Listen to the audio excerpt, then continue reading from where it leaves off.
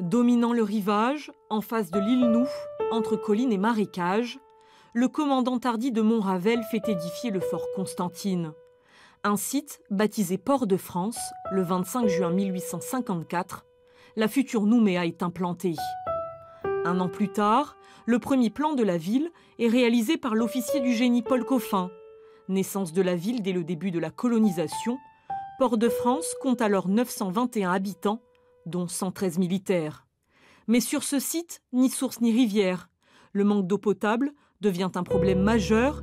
Il faudra attendre 1877 pour qu'une canalisation relie la ville à un captage sur la rivière de Yahweh.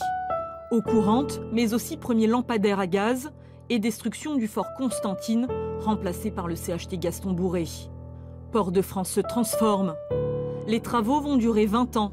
Des infrastructures essentiellement édifiées par les bagnards, une main-d'œuvre pénitentiaire bon marché. Le 26 juin 1859, Port de France devient une commune, avec un maire et un corps municipal nommé par l'administration. 7 ans plus tard, la ville est rebaptisée Nouméa pour éviter toute confusion avec Fort de France, en Martinique. Nouméa, 165 ans d'histoire, 2 quartiers qui rythment le développement de la ville.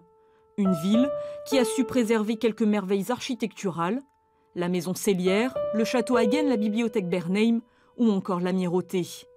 Un patrimoine riche et des mouvements migratoires qui ont façonné son identité en plus d'un siècle et demi. Nouméa compte aujourd'hui une population multiethnique de plus de 100 000 habitants.